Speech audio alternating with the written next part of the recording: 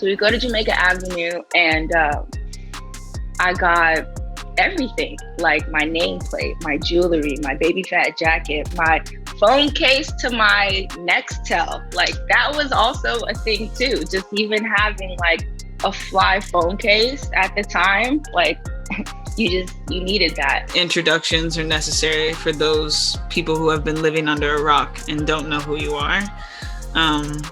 So if you could just introduce, I know your hometown is Toronto. You spent time growing up in Florida, and you've kind of been bi-coastal. Can you explain like how your story began, how styling has been influenced by your unique background?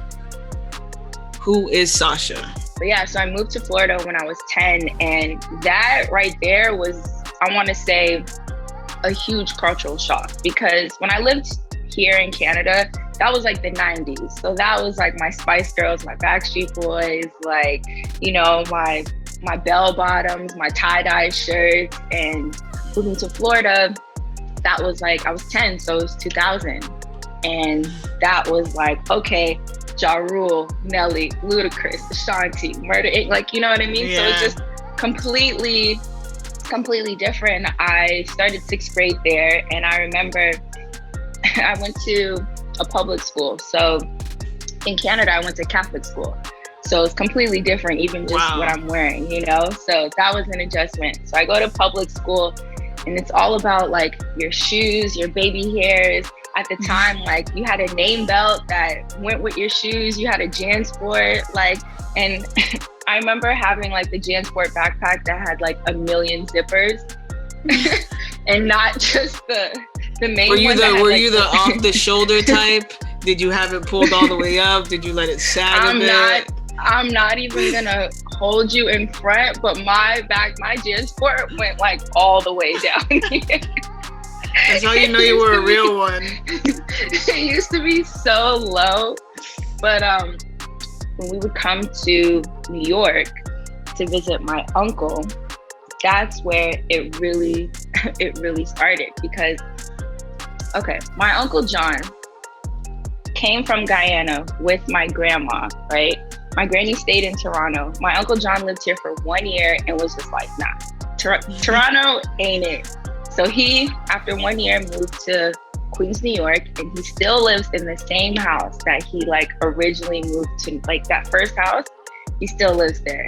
It's in Jamaica, Queens. So I want to say now I'm in 7th, 8th grade. I'm going to New York. My 2 cousins, Rashida and Sharifa, they would always be like, okay, we're about to go to the Jamaica Avenue. Well, at the time they'd be like, we're going to the Ave, like we're gonna like get stuff, you know? So we go to Jamaica Avenue, and I got everything, like my nameplate, my jewelry, my baby fat jacket, my phone case to my Nextel. Like that was also a thing too. Just even having like a fly phone case at the time, like you needed that.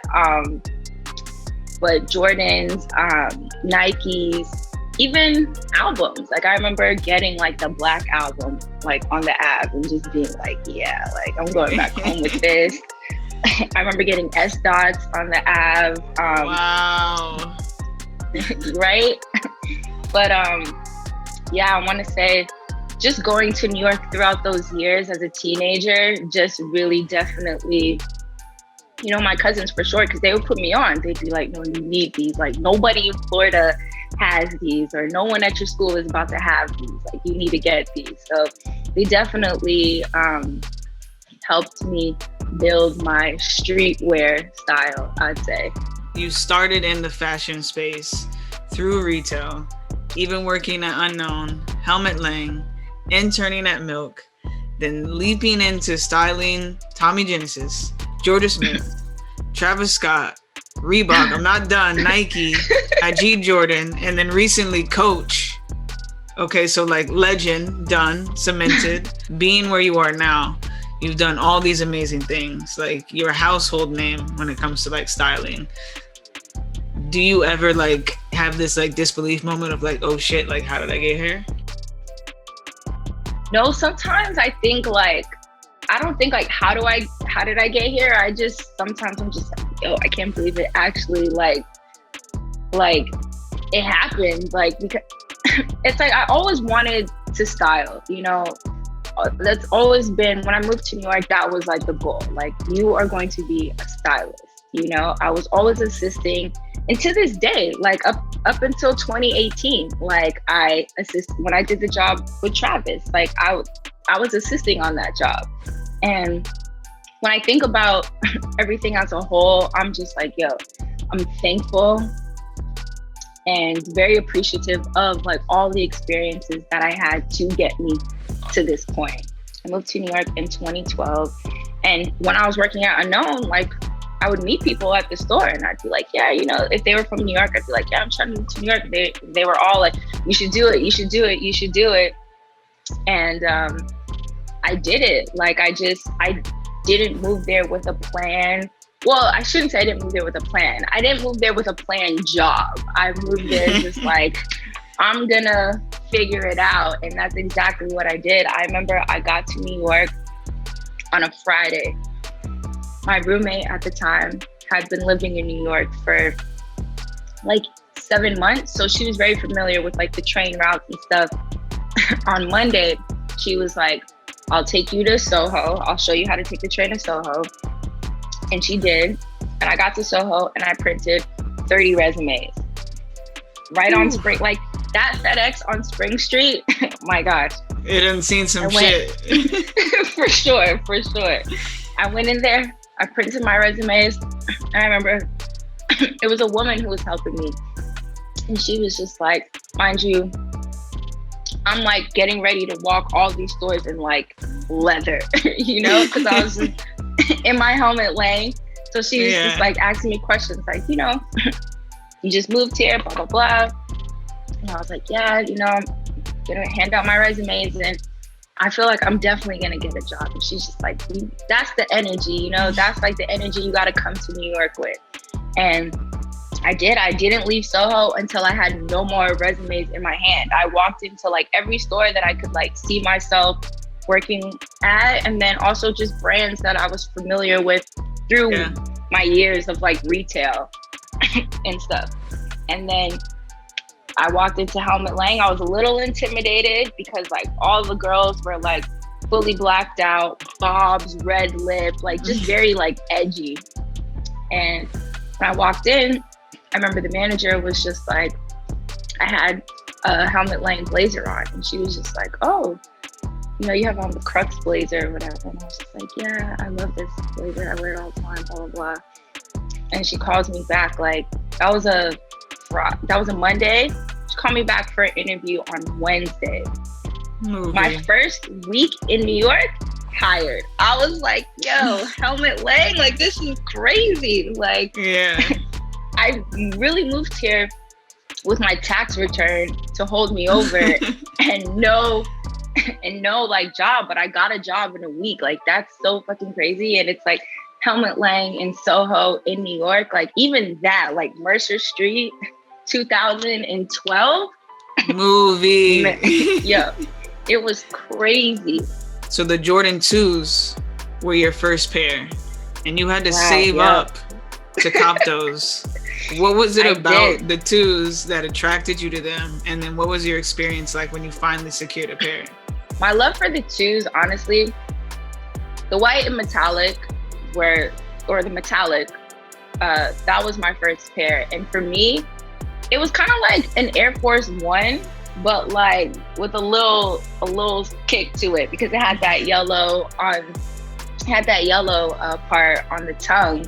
And again, I wore uniform. So it was just like, at the time, if I wore like my white uniform a shirt with like navy blue shorts, and then I had those on, it was perfect. And it wasn't an Air Force One, you know?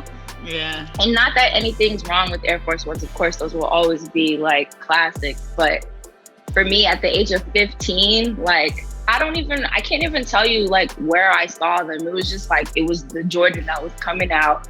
It was my first pair in the sense of like, my mom was like, I'm not buying you those. Those are like $200. Like, you better you know, and I had a job. So I was just like, cool, I'm going to save my paychecks and I'm going to get these shoes. And it's crazy. Even when I think about that, like the saving aspect of it, I was just like, okay, I'm gonna put a little money from this paycheck, gotta put gas in my car, gotta pay my phone bill, but I'm gonna put a little money from these 2 paychecks and I'll be able to get these shoes. And I remember waiting in line, like waiting in line. I want to say I got them from Finish Line. Finish Line always coming through. Yep. I got them from Finish Line, and I went to the mall early. Like, remember those times you had to like waiting for the gates to go up. I was getting up at like 7, made sure I was in the line. I almost like my friends at the time because we all like wanted something, you know. But I waited in line. And I got them. And I just remember opening that box and just being like, yo, you know, 15. I was 15. So it's just like, for me, that was just like, damn, yeah, you actually got these. And like, I don't know, I just fell in love with the silhouette. And it was just at the time, like, everybody was into 1s and 6s. And, you know, I've always loved those too. But like, for me, I don't know, maybe because it was my first Jordan, but it was the first one that I was like, I need this. Like, I need these. And I'm happy I actually was around for like when it released, you know? So that was a memorable moment. I will never forget that.